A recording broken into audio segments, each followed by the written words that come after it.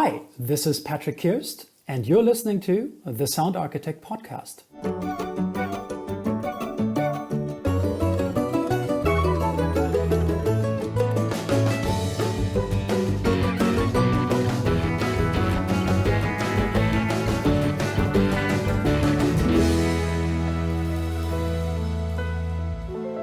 Hello, and welcome to the Sound Architect Podcast. I am your host, Sam Hughes, and as you just heard, I am joined by composer Patrick Kirst. Thanks for joining me today, Patrick. How are you?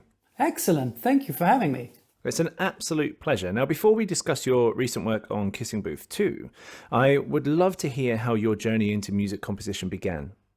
Sure. I started actually writing music for theater plays at my local high school back in Germany. That was, when I was 16 or 17, and I had so much fun just working with a director for the first time and seeing music as a part of a whole process where many art forms come together and contributing to something and being in a team. And I think that launched this journey where I felt like, man, this is maybe something that I should be pursuing. And then I didn't for so long. After I did this high school thing, I studied just music, but then it came more and more. It was more and more clear that I'm not the performer kind of person, that I'm really more of a writer and composer. And that crystallized, I guess, during my study years, already in Germany, but then also abroad in the US. Oh, nice. So where did you move over to the US, sorry? Where or when? When it was in 2000, and I started actually in Boston at the famed Berklee College of Music, where I studied some jazz and also took some film music classes just to get a little taste of what this business is about. Oh, amazing. So when did you, what would you say was your kind of big break into film scoring, shall we say? That started, I would say I did a lot of short films, back, after I studied at Berklee, I moved to New York, studied at New York University, and then studied this again. That is a lot of studying. Yes, a lot of studying, really. That's 10, if I count all the years, I think it's 9 or 10 years. I had already 6 years of conservatory training in Germany before I headed over to the States. And then another 3 years over there on all different locations. Boston, New York, and then LA. And then in LA, I actually really did this, pretty famous, certificate. It was back in the day, it was called the Certificate Program in Scoring for Motion Pictures at USC. Yeah. And then I really, I planned on coming back to Germany after a year or two. And then, well, I guess I got stuck in LA and really I liked it. I liked this, I guess I was infected with this nice virus called filmmaking, not the corona, but this nice filmmaking virus, and I loved it. And then gradually, I would say 4 years after I graduated from USC, I got more and more gigs, the first independent features, and then probably a friend of mine. It was probably the first little break. He had some connections to Disney through his father. Oh, wow. And they were working on not a remake, but a re-edit, so to speak, a theatrical re-edit of the BBC Planet Earth series. And they turned that into Disney Nature's first nature documentary called Earth, based on that series. Oh, wow. And they needed George Fenton, original composer, and they used most of his music, and then they needed some additional music for certain specific areas. And I was fortunate enough to get a stab at one of the more funny scenes in that film about these birds and these funny birds. And so that was my first little break with wow, this is my first real gig. I also at the same time I started writing additional music and orchestrating for acclaimed composer Aaron Zigman.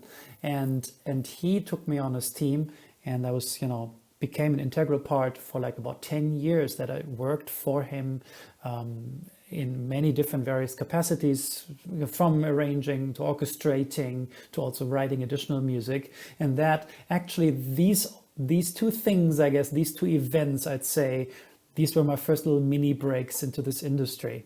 That's super awesome though. So like after, what was it, nearly 10 years of training Yeah. and studying, and then 10 years as well, like working constantly, it must have been such a, I mean, every day is a school day, right? You're learning something all the time, even after 20 years in the industry, you're learning things. But when was the crossover when you were like, okay, I'm not studying anymore, I'm doing? Like, when was that feeling where, you know, you study for so long because you want to have that knowledge, right? But then there's a point where you're like, no, I know what I'm doing now. You never know what you're doing. We never know what we're doing. Sorry, you look like you know what you're doing. That's the point, right? That's what we try and do. Yes, you look like you know what you're doing. When did I start looking like I knew what I was doing? Okay, that's a great question, actually. I'd say, wow, perhaps maybe about 10 years ago, maybe, like 8 to 10 years ago, like really the first couple years, you know, starting to write some music for Aaron Zigman or orchestrating for Aaron Zigman, and then having my own projects. That was 2007. And then probably another 3-4 years of, you know, like just getting better at this craft. You know, I felt at that time I was still learning so much, also not only from Aaron Zigman, all other directors, and I still did a lot of short films and a lot of unpaid work, and all of a sudden more and more projects came along, and I guess I got also better at, you know, at this craft, and it's a very specific craft. Yeah, and music meets film, right? That's something we can all write. Many, you know, composers and musicians, they can all write some music, but once you're putting this together to film, there's so much to learn about the craft and the art of filmmaking, and becoming more of this kind of a filmmaker in the process and less of a musician, of someone that plays an instrument or like that composes music for its own sake, just to understand the directors better and understand where they're coming from, and understand actually how they're editing picture together with the editor, all these little details of storytelling. And this is really, that's a really complex art form where music and media meets. And I guess this took me after school, at least I would say 7-8 years. So like it's a good 8 years, or maybe 8-9 years, where I'm feeling now more and more I felt more and more comfortable what I was doing. And today, yes, I can probably pretend that I know what I'm doing. Because one of the key things, right? And I had this in freelance sound design as well. When you first start, because I assume you started out freelancing at some point, right? You just kind of went freelance. Yes. To become a freelance composer, and that moment is very, very scary, because then you're suddenly defining your own worth. Right? You're the one going out there going, I do this. This is how much I charge because I deserve this much money because I'm good enough to do that. So true. And then you start off and you're like, okay, so how much am I worth? And how much do I deserve to be paid? And how do you decide, when to like take the leap and be like, right, okay, I'm ready to go solo. I am ready to do this. And then how do you even choose what people should be paying you, or how do you gain that confidence where people are like, I'm not paying you that, and you don't go, oh yeah, that's fair, it's quite a lot. Right. I think you don't really decide that you're all of a sudden on your own and you're doing this. I think this path is somehow you're just walking the walk, as I always like to say, like you're walking the path to, and you see where it's, where you're headed, and you just follow certain projects, and all of a sudden things start to happen. You can't really plan on that, and I think you don't really also know exactly what's happening, where you're at right now. I don't know what's going to happen tomorrow, or if there's another call coming in. These things are like so uncertain, and careers, and also I feel like are so they're so personal. You cannot project someone else's career or somebody else's path on your own path. That's not going to happen. And so, but to understand more and more, it's all about gaining more confidence. And we as artists maybe are probably this kind of breed that always, is seeking perfection or seeking something extra cool. And so we probably always feel like we are never ready for anything. Yeah. And that, at some point though, you have to make that gradual switch to also becoming a business and to be your own business, your own entrepreneur, and your own. You have to feel this out. All of a sudden, maybe you get another call, and another call. Maybe at some point you're busy, so busy that you would have to actually really also charge something that you feel is worth your time. Yeah. And I think that is a gradual shift. I wouldn't say that's at that point in time, that's when this started. It's a very gradual and natural process of gaining more and more confidence, knowing more and more what you're doing, what you can contribute to someone's project. And I think this price point, this has always been a problem for me. But at some point, I just realized that at a certain, let's say, market position that you're in, let's say you're in the, let's say I feel I'm maybe in the middle class of those kind of composers. I'm not Hans Zimmer or John Williams, like I'm not there at that point, maybe level yet.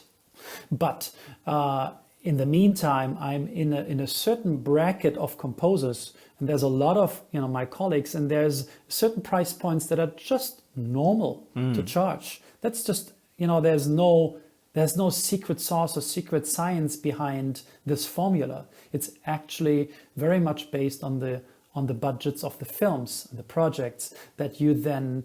It's almost formulaic, where you already know in what kind of bracket of budgets you will be.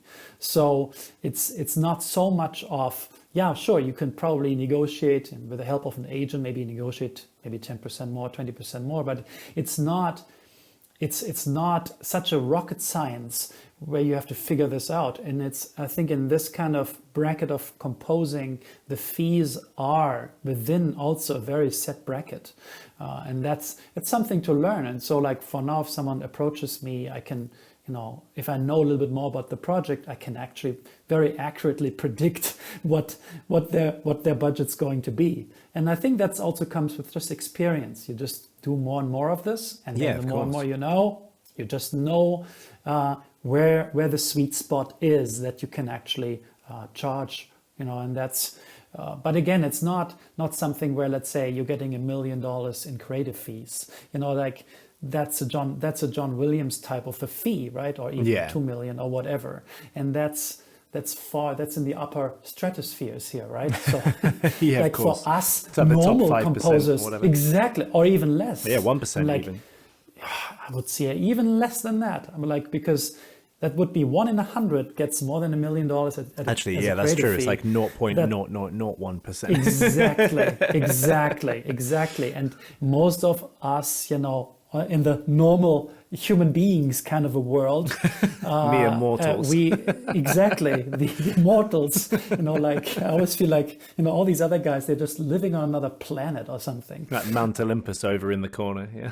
Exactly. And so for us normal guys, they're very down to earth. It's a very down to earth calculation of fee. Yeah. But also, I have to say, as a European, specifically going to the States, that process of actually charging anything for your work is it's quite a process. It's something to understand that this is a business, that it is the entertainment business. This is a project that is also made to make profit. Yeah. And so you have to just learn that when you're contributing, when you're called to add your vision and your artistry, but your craft, that is just also to make this project even more successful, and also in monetary terms also more successful. Like no producer wants to make films and always lose money on their films. So you're there also to make this a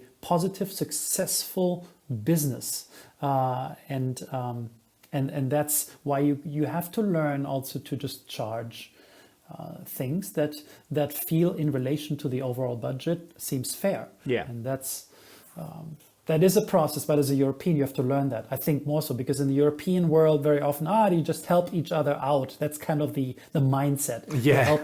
You're helping a guy out. You just, I'll write you the score for free. Yeah, you can do whatever. If I ever have to shoot a film, you can edit it for me for free, or something like that. And as much as I love that too, that mentality, very much in Europe. This kind of, you're part of this kind of community, and you're all in the same pool, and you're all helping each other out. I love that, but you know, you also have to make a living, and you have to and you have to make that switch to actually to a successful business. You know, your own business. You have to make that step to become an entrepreneur, to not only just be enclosed in your own little composing bubble and composing shed. You have to reach out and really market yourself as a business, and that's always this fine line. You are the artist, but the artist also is an entrepreneur nowadays. Yeah, and it's fascinating to me, the process in general, like all of it. The moment, so, you know, when you first start out, and especially in an industry where your kind of profession was born from passion, right? Then it's difficult when you enjoy what you do and you love what you do and you're pursuing it because you like it. In the beginning, you're just grateful to be able to do it.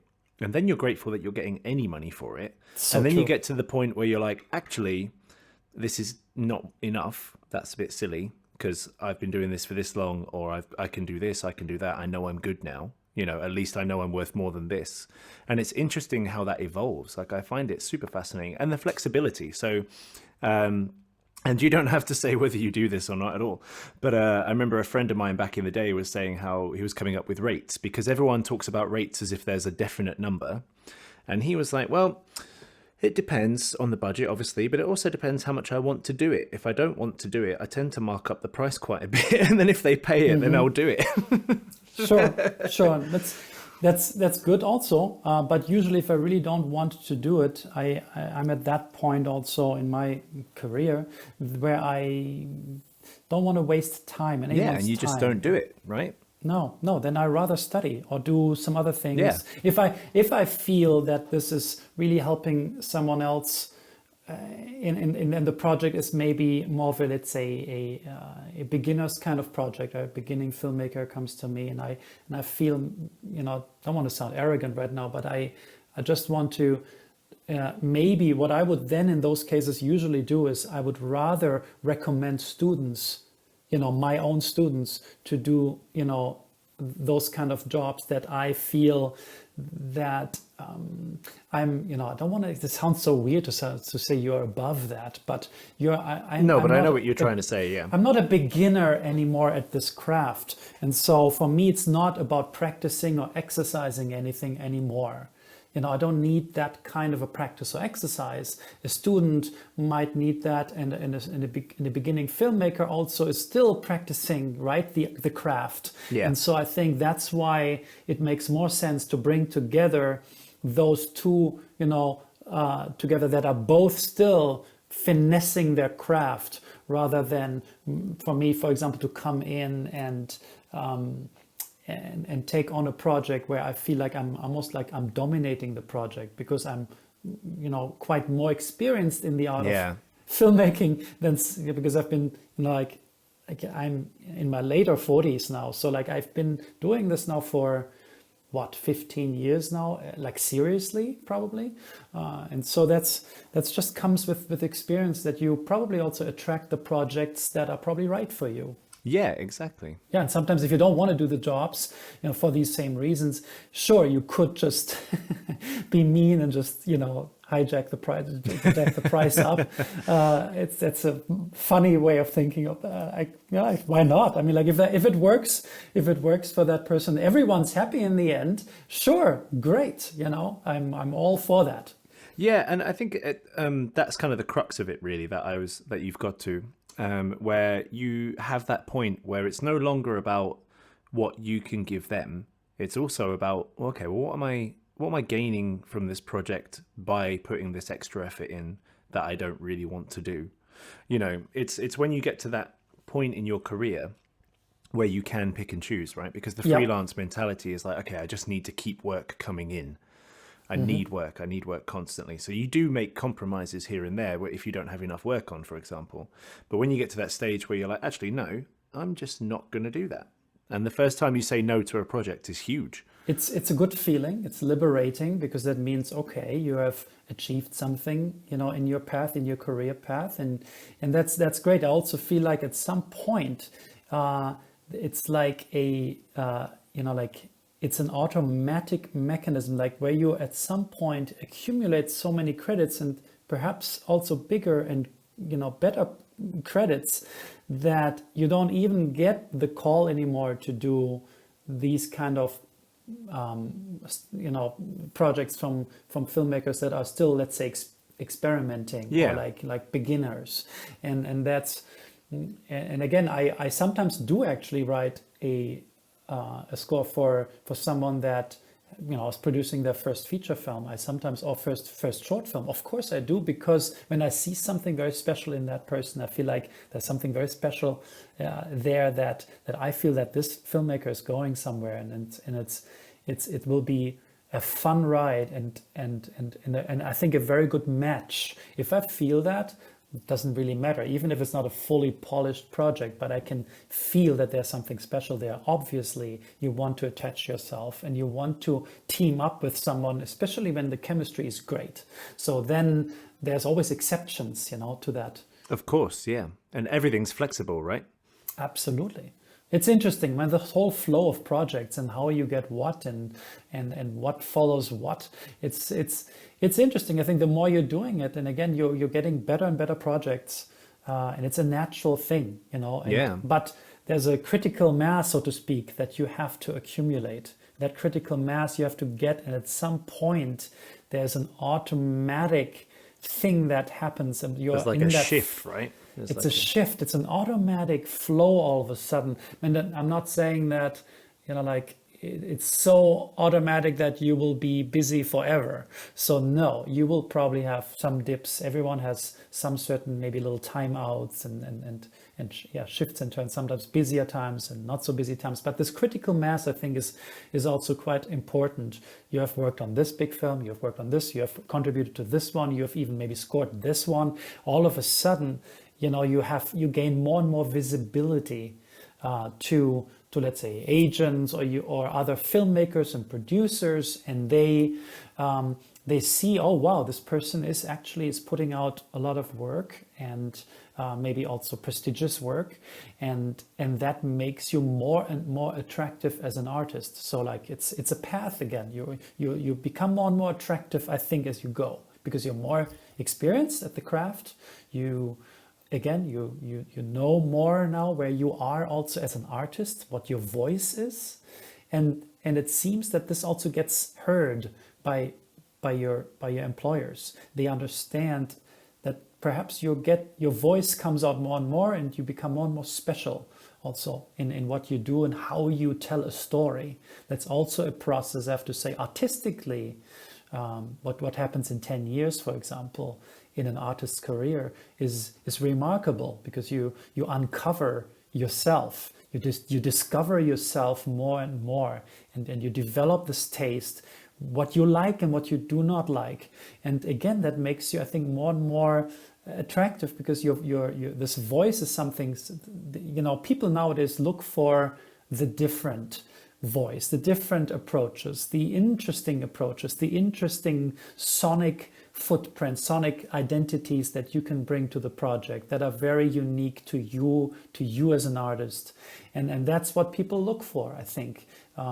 The traditional and the generic, and that's something that when artists start out, I think, or composers start out, I myself included, you probably cling on to other composers' chord progressions and sounds and things, and you're trying to do more of like something like style copies, Yeah. So you're getting too close in imitation, and the more you're doing this, the more you realize, the more you distance yourself from these artists that you admire. You still admire them, I can say I still admire Alexandre Desplat, and I still admire John Williams and Hans Zimmer, and but at some point it's also a natural uncovering and discovering yourself as an artist. Your voice shines more and more, and also I think that makes you also more and more attractive in in this highly convoluted jungle of composers. Don't you agree? I mean, like it's such a jungle. Oh, definitely. Yeah, it really is a jungle out there. And that's why I feel for these kind of like new aspiring composers or kind of students who they want these hard and fast answers. And, I go to multiple events and I see all the same question all the time. It's always like, how do I decide what my rate is? How do I, do this? Should I find a niche? Should I do that? And a lot of these questions that they ask, you can see them almost not frustrated, but mildly confused because there's always a different answer. And technically there is no answer. Right. Because you will find your own path. And then obviously they're like, oh, and you're like, well, I'm sorry, that's just kind of how it is.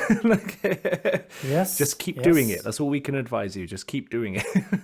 It's that, and it's frustrating. I think also in this, exactly as you mentioned, I think there is something because I feel that students achieve musical things like musical technique much faster than my generation. Oh, definitely. I think it's the same across the board. Yeah, exactly. And so I had to go to the library and check out books and read at the library and check out scores and read them at the library and listen. It's a very slow process, right? Yeah. And if you really wanted to check something out, look at we can't imagine. It's very hard to imagine a world without the internet. It's crazy, right? Before YouTube, it's so before crazy. Google, before anything. Yeah. Like you couldn't like just Google, look for a song. Exactly.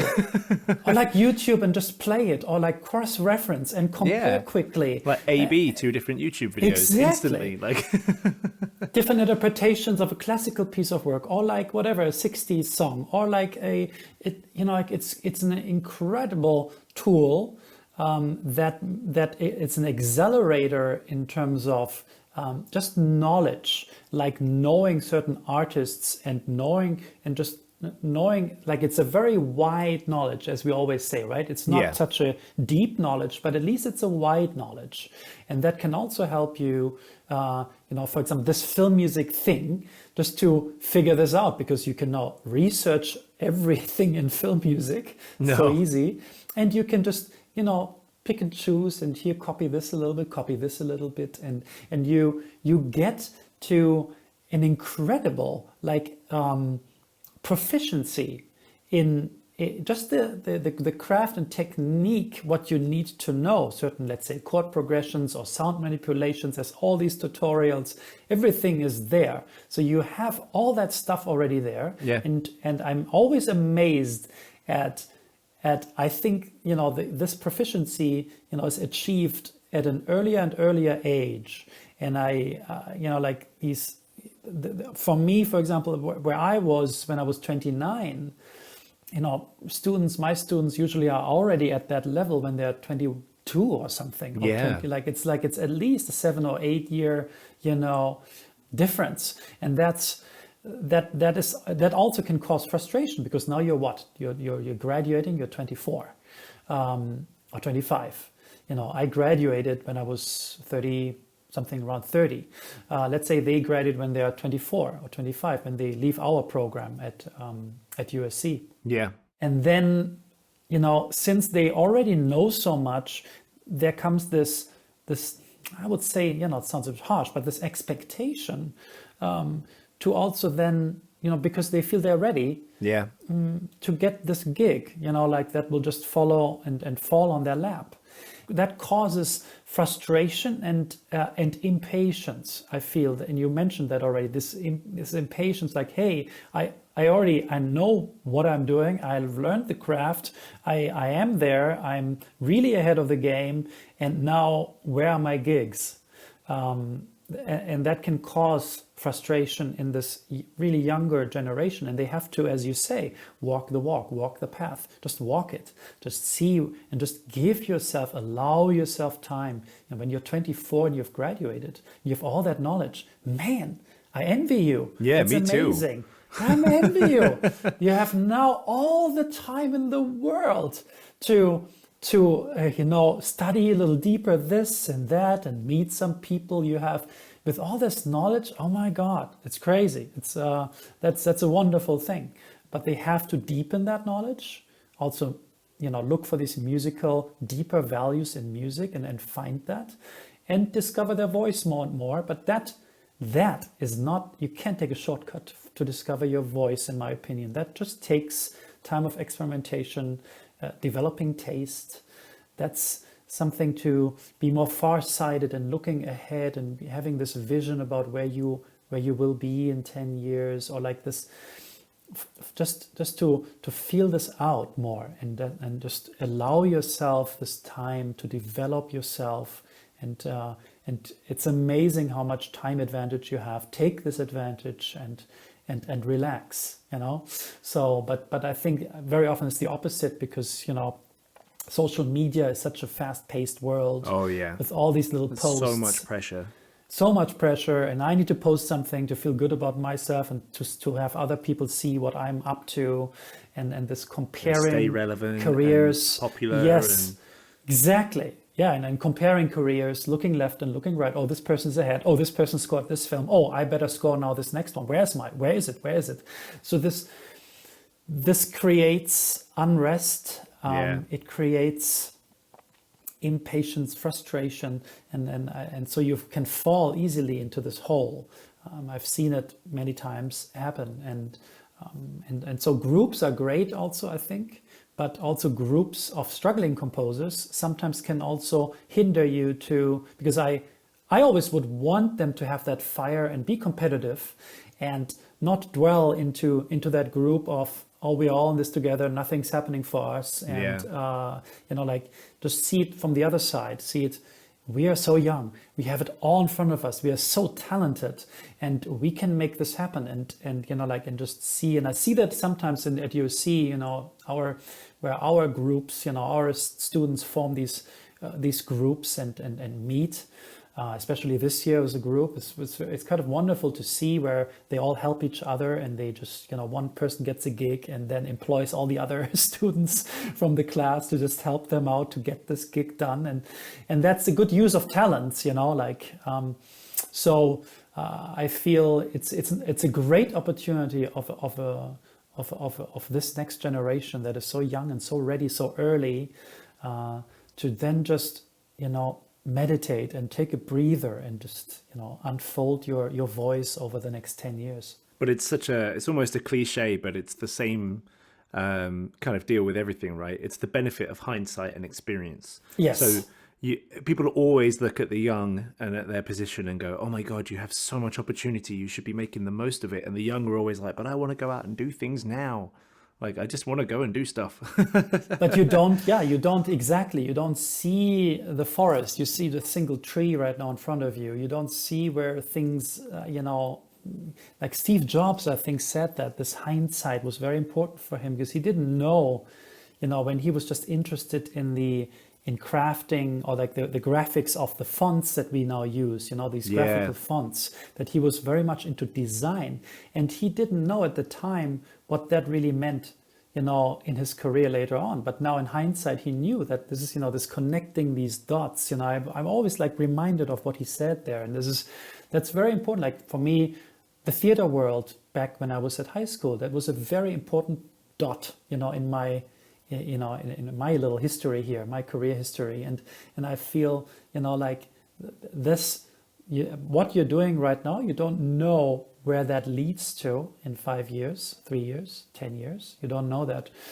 So just follow the path, if you get an opportunity, take the opportunity. That's, and something will happen, you know, like there's always something that happens. That's the cool thing also about this business. Yeah. So fun stuff. Yeah, definitely. And, you know, I'm going to get off my soapbox now about how lucky the youth are. And discuss with you about Kissing Booth 2. So how did it feel to return to the sequel after scoring the first Kissing Booth? That felt good. You know, when you're doing a sequel, there's one good thing. That means you have already established the sound, or the sound of the show. That's always like a little tricky in the beginning. The challenge, of course, is, can you maintain that level? Can you develop the music in such a way that's meaningful, that takes these characters, you know, like, and you know, they have their own, progression. They go through coming of age, and there's a certain maturing process in the characters. And so that's the challenge, when you come in to do a sequel. Now I want to mature that music also. The first one was, also a huge success. That's the other pressure, of course. We want to make the second one hopefully as successful as that first one. Of course. And that's the pressure. And you've already established the characters. Now you have to come up with some other little tricks, so to speak, or like develop that story musically. And so it's fun and it's challenging, as many of these are. Romantic comedies are always, for me at least, and I guess for many colleagues also, the hardest genre to write in, because it's not so high conceptually driven, because these are all lower concept kind of movies, where it's all about character development and story. It's all it's very dialogue heavy, and it's not so cinematic like an Out of Africa movie or like, an Interstellar movie, right? Yeah. So it's a very different challenge. I mean, like, I don't want to underplay what Hans Zimmer is doing for Interstellar or something. That's genius.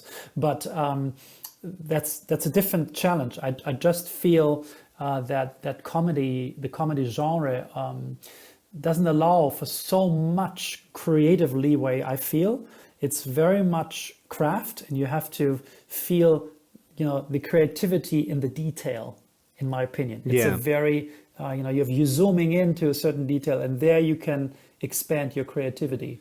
Well, in my mind, it's similar. So let me finish before you kind of question this. But in my mind, it's similar to horror, right? Where the music is also a tool. Right. Like it's there to enhance the experience and also be a part of the comedy or be a part of the horror. I mean, you can claim that music is part of the action and part of everything else, but I feel like comedy and horror utilize that more. Yes. Horror, though, and like if I compare these two, there's an extreme difference. Horror, yes, there is a certain tool, as you said. The whole thing is a tool of angst, of tension. And in comedy, we have this tool in the music. The music is the tool to make things more fun. Of course. And these are very, I don't want to say stereotypical, but these are very, these are devices that we use. Like you're saying pretty much there's a certain formulaic device that you use also in horror. If you're doing these clusters or these sound design kind of things, how to achieve tension. And we, in the comedy, we know how to make things more funny and fun. Like for want of a cheesy phrase, it's kind of like, the music in comedy is in on the joke with you, like they're in on it. And that's how it feels. Yes, exactly. And pretty much for comedy, I always feel like that I am in the room with the actors. I'm always there. Yes. Like when I'm scoring something so up close. There's scenes always also in the kissing booth that are a little more removed from the scene. I'm always calling this zooming out a bit. The musical lens is like a zoom lens. I can decide how close I want to be to the action and how far away I want to give more like an arc. Like where I'm just zooming out and just doing a more broader commentary. Yeah. So like these two things, but very often in the more slapsticky kind of scenes, you want to make sure that you're heightening also the physical energy on screen. You're heightening these the slapstick fun, like the little eyebrows, the little, like the little slapstick things that go wrong, the embarrassing, odd situations. These things and these are very hard challenges to actually timing and craft, and exactly every little note that you write now has is saying something very, very specific. And so it's finding this very reduced thing that says everything it needs to say without any dead weight that doesn't need to be there. That's also I think in comedy it's very, very fascinating. I'm going from this chord to that chord, and all of a sudden it's a very different meaning at that point, and that also makes it very hard and very crafty. I feel like comedies it's a very craft heavy genre to be in. Yeah. Horror, to me, is also craft. Also, a lot of craft. I mean, everything is a lot of craft, but there, at least, when you have to do tension, and this is all usually horror is about, either if it's very graphic or very cult, very when it's going in this route, there's certain things that you have a little bit, in my opinion, a little more leeway. How do you do the darkness? How do you show the darkness? I can do this with just one piano, and play everything inside the piano, giving you all these clusters and things. It's pretty fast, playing all the notes on the keyboard at once. Yeah, I can pretty fast, very fast. I can give you tension. Or something horrific, graphically horrific. And I feel in comedy, everything is a little bit more delicate. It's all these little elements. Should I play this with a cello pizzicato, or maybe an electric cello pizzicato, or a harp pizz that is muted? These are all tiny shifts in the timbre, but they make a dramaturgical difference, and that. To me, to find that it's a challenge. That's why I'm admiring these big comedy writers in LA, in Hollywood, so much. It's like, man, you're doing this is very hard. This is really hard. So I'm struggling a lot with that. Yeah, well, it's so nuanced, right? There's exactly so right. many different facets of it that you can kind of tailor it towards. That, of course, it's kind of almost mind-blowing the amount of choices you have. So true. It's mind-blowing, but it's also at the same time, on the one hand, you have all these choices, but on the other hand, in comedy, you can't use them all. You can't. It's so limiting, and I always very much feel like that my hands are so tied that I cannot give you this fully fleshed chord, or this, because it would be too overbearing. It would, overweigh the picture, and it brings it out of balance. All of a sudden, I'm concentrating, focusing on the music too much. You can't. You're supporting this funny action. Yeah, of course. This is always like, oh my God, now I'm saying too much, and we're leaving out again, and now we're leaving out too much. Now nothing's left. No, we have to. It's like, oh gosh. So the rhythm is not right. You know what? The groove is not quite right. I think this needs to be a little bit more syncopated here to give it this little more fun thing, or like a little more Latin flavored, or a little bit more, depending on where this thing plays. Like a little more of this, location sound. For like whatever is. If it plays, if a jazz idiom is wanted, for example, Sex and the City, I was fortunate to also work a little bit on Sex and the City, the movies.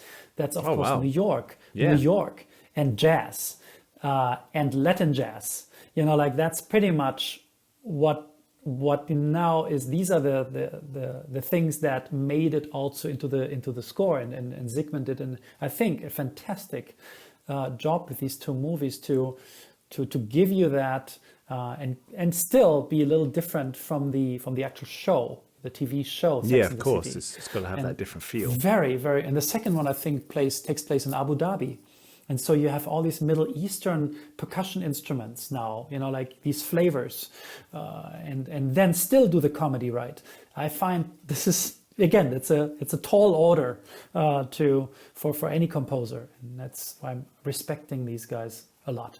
Yeah, and I have the utmost respect, not only for composers in general, but like you say, especially the ones such as yourself who can find the nuances in comedy and kind of apply the right support to it.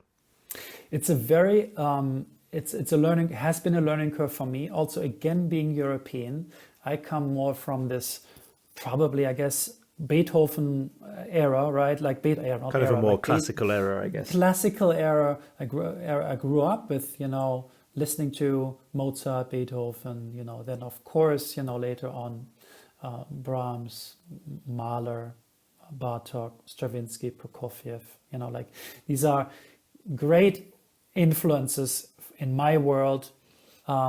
So we are used also and tend a little bit to be more classical, and what that means, it's a bit more dramatic. I want to say, or melodramatic. We come from this music drama of opera and this. If you study this a lot and you develop and you understand that language. Now in America, in the US, in most of these comedies, like they have a certain Americana sound also, or like this, or I would say at least you could say it's a popish, more of a pop kind of a sound. Yeah, definitely. Based, you just take this pop music and these chords, and to learn that language for someone that is classically European, like European classically trained like me, that has been a big challenge. That took me years to really understand what that is, like this Copeland, for example, these chords, these harmonies, that John Williams also uses a lot. You feel like, oh man, what is that? And we don't use it as much because it's more open sounding. Yeah. It has an open, wider sound, and it's less, like in musical terms, you speak of these cadences, like things that gravitate towards earth.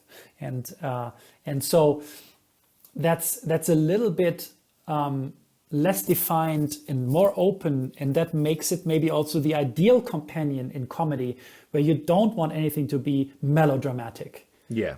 Or you want this to be fun. So you borrow from all these other influences, but Americana sound, but also pop, rock world, Latin, the Latin rhythm, is all of that stuff makes that comedy genre. It's vibrant. It's very vibrant. Yeah, and you have to have done something right, because congratulations, by the way, on the nomination for the People's Choice, was the E Awards, the E People's Choice Awards, Comedy Movie of 2020, and you're up against Yay! Bill and Ted. I mean, how crazy does that feel? Like, it's unbelievable. I am really so happy that this happened because, we don't have a best comedy category, at the Academy Awards. Yeah. I think we used to have that, but it's no longer there. So pretty much it's all drama films. And so like, where can, a comedy also get heard and get recognized? Because we know our blood, sweat and tears went into this film. Really, everyone. We worked so hard and put all our labor of love into telling this story. And I think the People's Choice Awards that's an award, but from the people, and it's voted on by the people. Yeah, and exactly. That if so nowadays, I feel that the people have a lot to say, because they're the audience and they're deciding if the film is good or not good. It's not like a handful of critics anymore that decide on the fate of a film. It's really like, Kissing Booth 1 was maybe not as favorable to the critics, but it was one of the most watched movies. It was one of the most popular movies, the most rewatched movie on Netflix. So like, wait a minute. So we're doing something right here, and there's this disparity happening that the people have become so important in deciding what is popular, what is good, and I feel it's a great award, and I hope we can even, maybe you have a chance of winning even. That would be fantastic, because I know, Netflix released the numbers that for Kissing Booth, when Kissing Booth 2 came out, during the first 4 weeks, I think 66 million people watched that film. Wow. And that is a very, very high number. And that again shows, if all these people voted, maybe that's also why we got the nomination. If they all vote also, maybe, we have probably a good chance even of maybe just, at least it's going to be close. Probably. Yeah, definitely. Well, at time of recording, it's the 7th of November, so it's not long. It's the 15th, I believe. Yep. So just very over nervous a week. here. I'm very nervous. Stuff. Yes, and Joey King, the main lead, is also actually nominated for Best Comedy Actress. Oh wow! Okay, that's because of awesome. The Kissing Booth. Yes, it's pretty cool. That's super cool. So when you came back to the sequel, then What is it like from the director, like in terms of like saying about the music? Was he like, oh, pretty much just do what you did before, it was awesome? Or was he like, okay, this is the new direction of the sequel, this is where we want to go musically? How much freedom did you have over how to kind of own the score? As you might know that the editors work with temp scores. Yeah.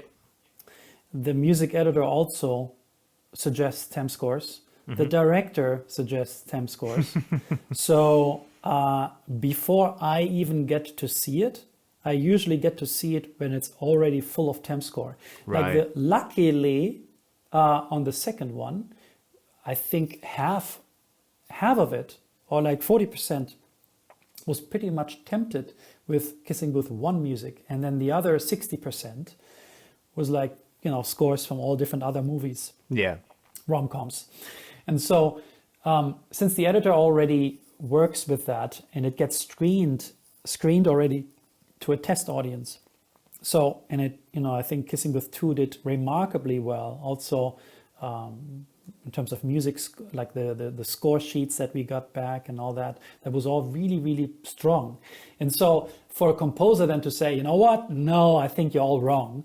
I think this should be all different now. We should go into a completely different direction. that usually does not happen. So we I think my job is take the temp, get the feel from the temp. There's obviously something there that is, because you have no idea, to get to the temp in the end, to get this also, it needs to be liked by the director. He cannot hate this temp because it would hurt this whole experience to work on the film. If you're always bothered by the temp, it's not very, constructive.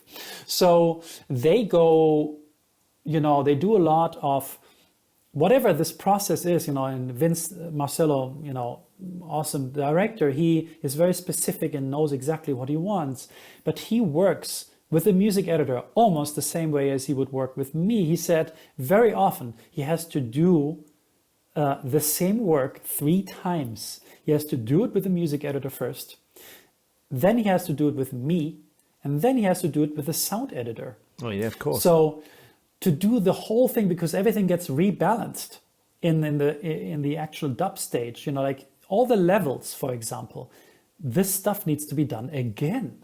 Like you have to, whatever you've done with the natural sounds, the boom mic that recorded that sound, everything's going to be replaced. Most of it, or 80%, probably gets replaced.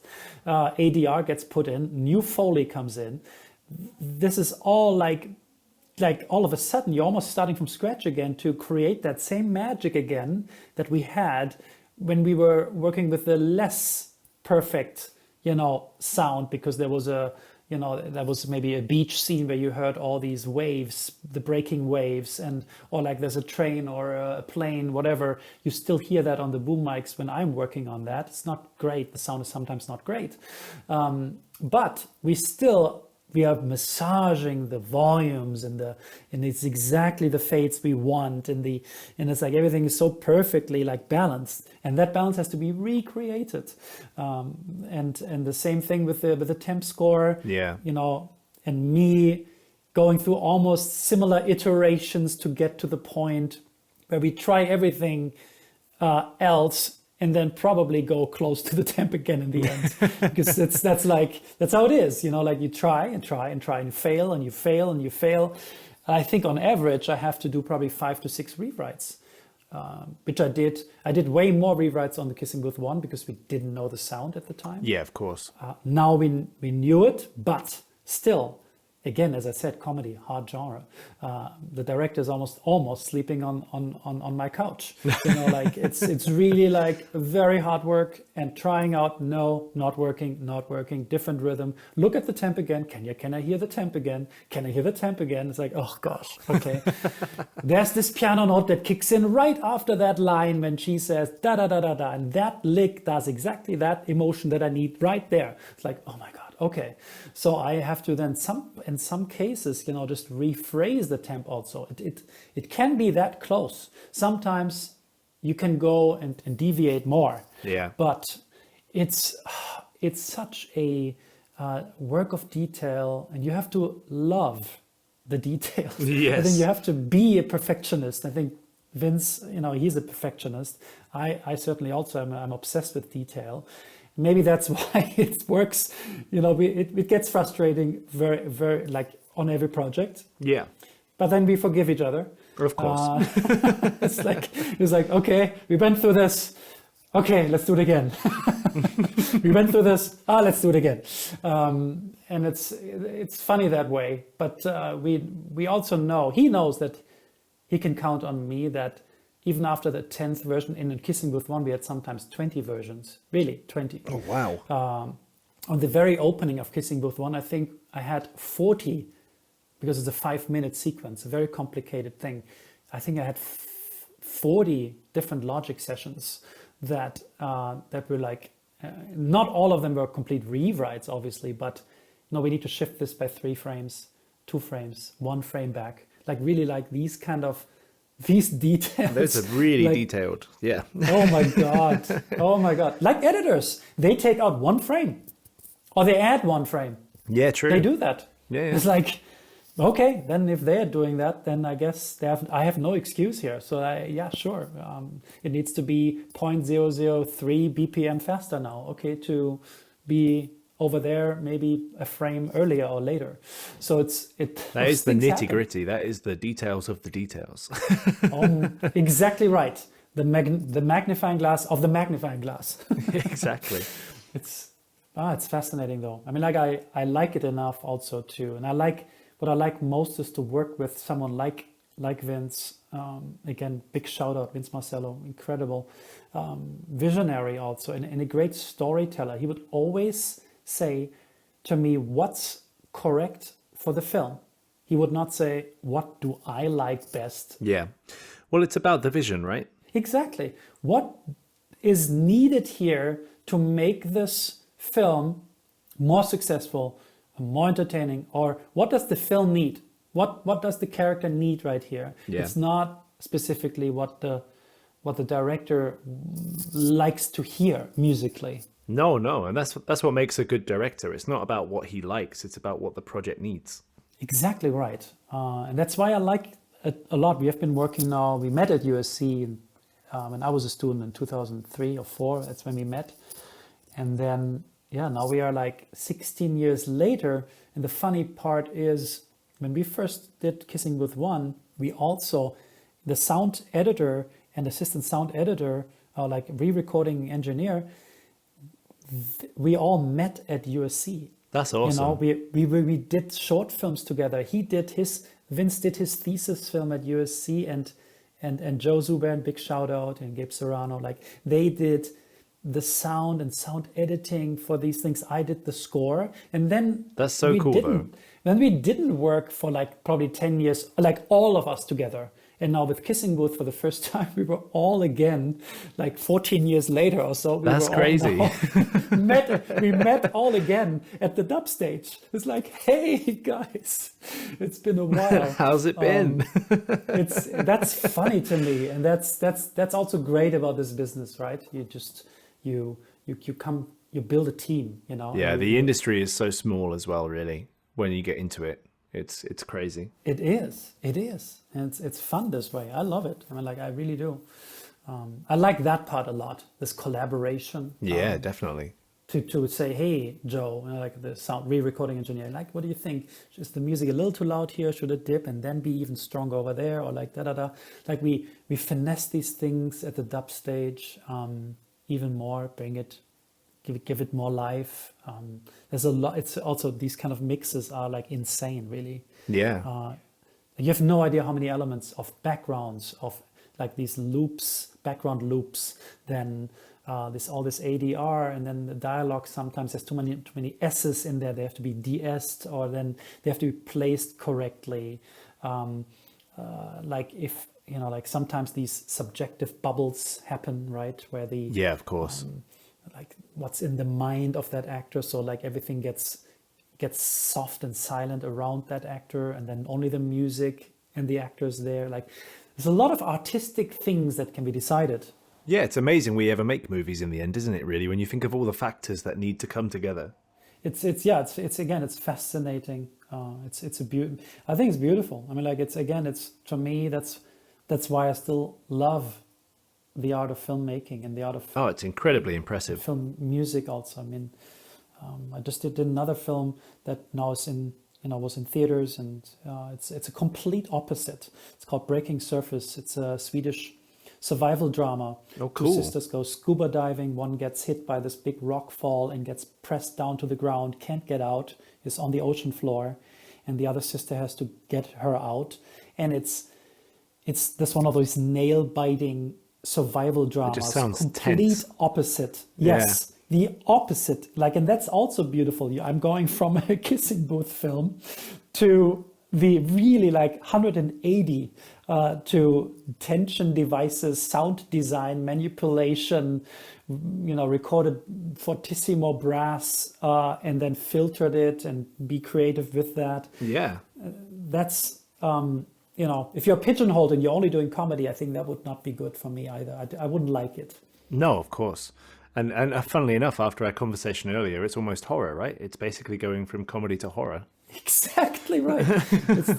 But it's also drama. For me, my heart, is all for the drama aspect of it. If there's horror elements in it, sure. But I like to see them as an emotional intensity, a part of drama. Not too much genre thinking here. This is that cliche of horror that I need to serve here. Then it's really fun. I think any independent film that's in that realm of dealing with tension or intense tension, but from a drama perspective, not from a specifically horror perspective. For me, the movie Get Out, for example, is. Yeah, maybe it's a horror film, but I think it's a drama. Yes, I kind of agree with the way that it's kind of treated. Right? And to me, that's fun. I mean, there's a lot of horror technique in the score, and I like the score. But to me, it's almost like this dark. It's a dark comedy, has dark comedy almost elements in it. Like if you feel it's this, taking this racism to the absurd, and I think that also made this film very special. I'm always looking for films that have something special and different to tell. That's also beautiful to be in this whole industry where there's so many new things and people have to come up with new intelligent scripts. It's not always successful, as we all know. Yeah.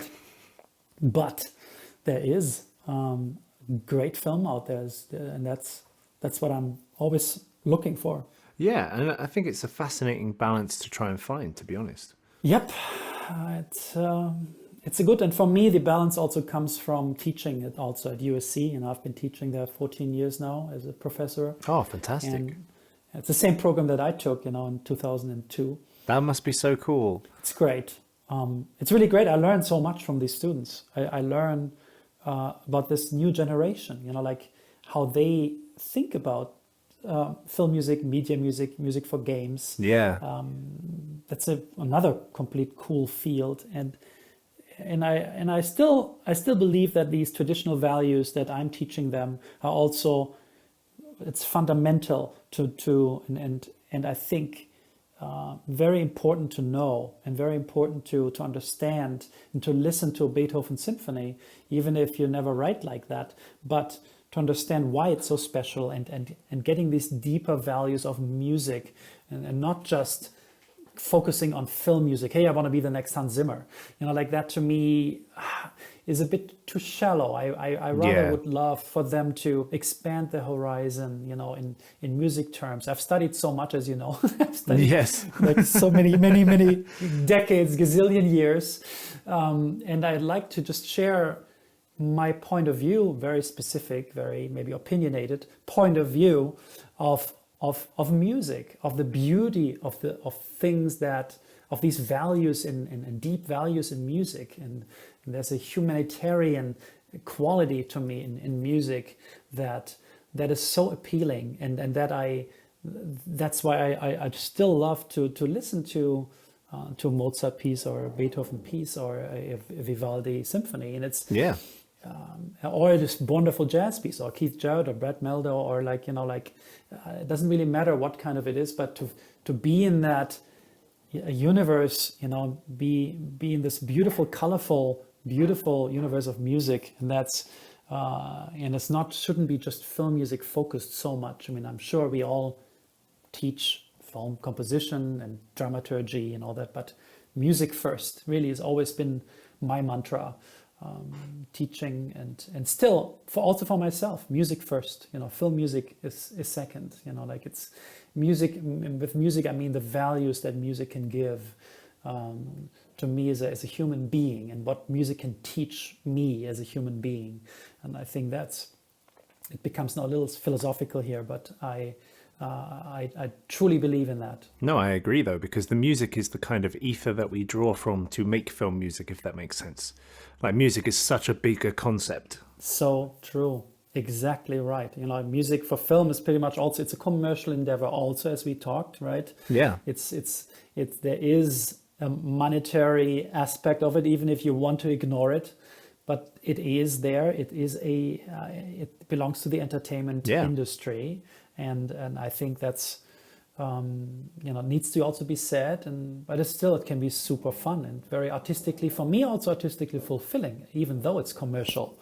But it doesn't really matter. I can still contribute to some greater vision of a project and follow somebody else's vision, like a director's vision.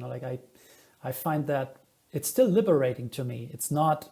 I always get this question: isn't that too limiting? When you're just writing music to a film that's already been done, kind of, and you're just, enhancing it and adding to it. And I feel because of the limitation, it can still give you, an artistic liberty that you still, some films more so than others, but overall, I think you have the chance to create something very special and very much something that is you and that represents you in this journey. And to me, writing an absolute piece of music, a symphony on its own, that to me is a much greater challenge, actually, because then I feel like I have too many choices. Well, this is it, right? Limitations breed creativity. Exactly. I mean, for some people, a symphony, absolute music, let's call it, absolute music for its own sake, is much easier to write than being distracted by a film. And I understand where they're coming from, because they are coming from more of the musical mechanisms and not so much the dramaturgical mechanisms of film. And if once you've, again, as I said, you in film music, you become more and more of a dramaturgist, someone that understands drama, is a specialist in drama, in story, in characters, not so much in music for its own sake. You're becoming here to understand the code in music, what music can do dramaturgically. And understanding that you're becoming an expert at understanding what music does to the drama, or what drama is in a certain chord progression, or in a certain groove, or in a certain sound. So it's a wildly fascinating thing, and I just that's why I still love doing this. Yeah, and it's almost an endless discussion, really. I could literally talk about composition and sound design and everything for absolutely ages. Same here. So sadly, I could talk about this forever, but I'm drawing towards my final couple of questions. So first of all, I just want to ask, what else are you working on that you can tell us about? So I will be, I'm in Germany right now for another couple weeks, and I will be flying back to LA because duty is calling here. I will be starting on The Kissing Booth Part 3. Believe it or not, another sequel, and that will complete this trilogy, at least for now. I don't know if there's anything else planned, but this is it, to bring the story to a beautiful end. And I know already that it's going to be emotional and beautiful, and everything that the fans are looking for. Awesome. And other than that, I will be diving into a documentary. I did finish one that was about, like racial injustice in a little town in Georgia. Interestingly enough, it's very timely right now. I was going to say, yeah. Still waiting on Georgia. Yes, unbelievable close how this is. I can't believe how close this is. I know, actually. It's nail biting.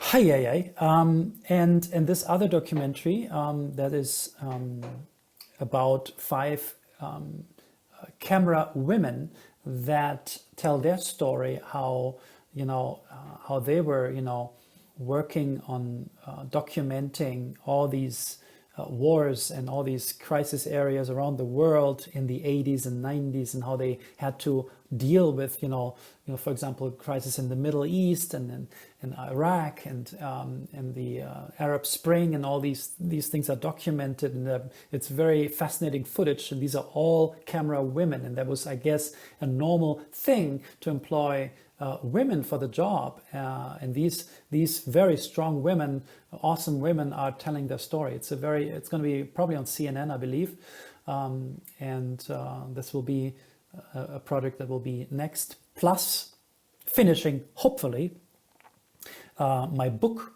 on this. Oh, fantastic! Matter of film music composition. Everyone's always been bugging me, and I've been bugging myself. It's like, when do you freaking get this done? So it's 400 pages and right now, and I still have to edit it a little bit, but I have my hopes that this will get done after the Kissing Booth 3. Oh, fingers crossed. And these are the projects ahead of me.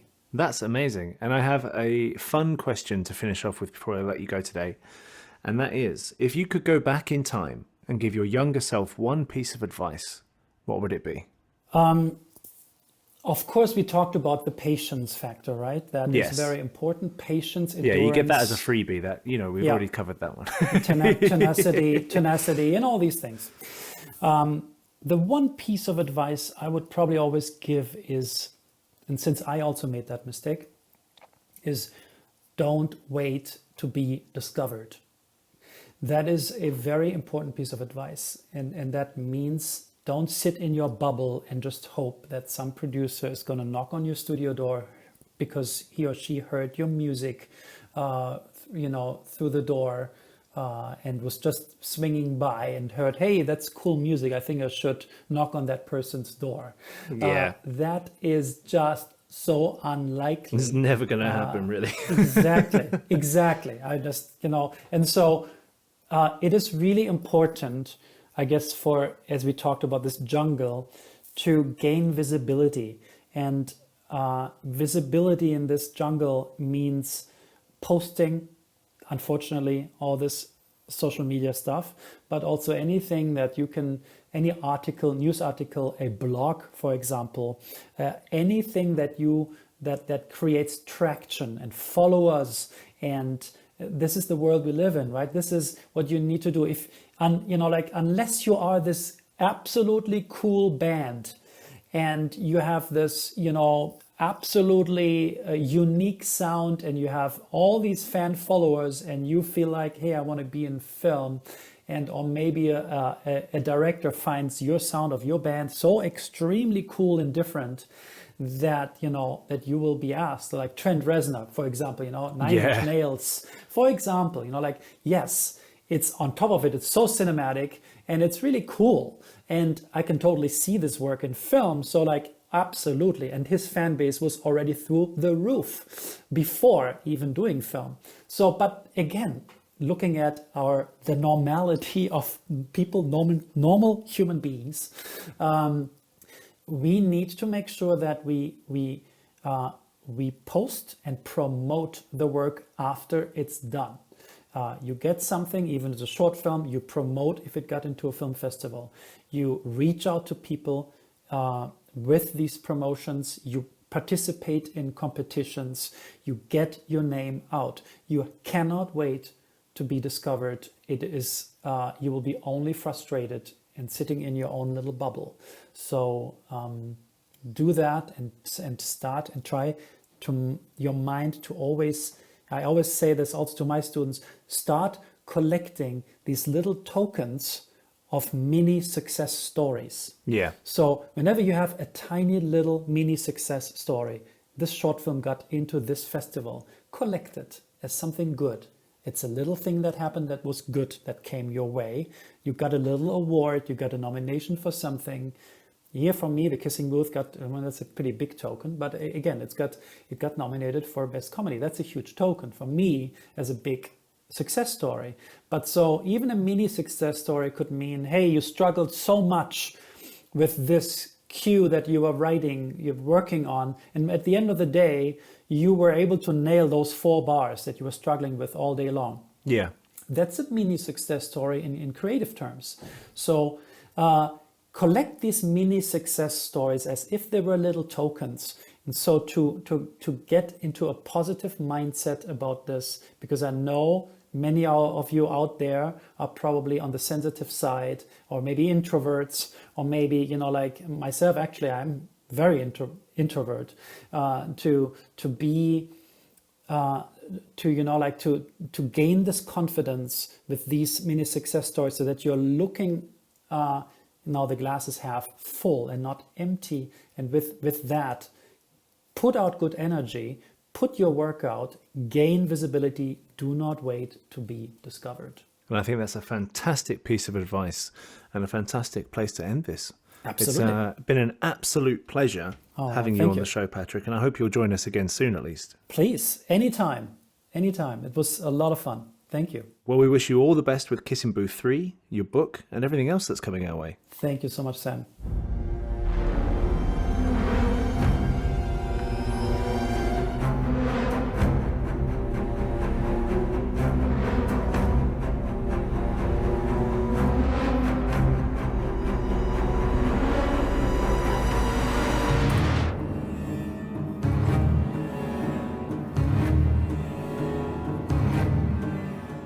Hey everyone, this is Sam. Thanks very much for listening to the Sound Architect podcast today. I hope you enjoyed this episode. If so, there are many ways you can support the show, which is incredibly appreciated. Obviously, there's the financial way where you can support us on Patreon, which is patreon.com/sounddesignuk. However, there are many other ways which also help, such as liking, subscribing, reviewing, commenting, and sharing via whatever channel you listen on. Even a like or share on social media really helps, so thanks so much for your support already. It really is a work of passion for me, and I'd love to keep sharing the knowledge from all these talented and wonderful people. Thanks again, and catch you on the next episode.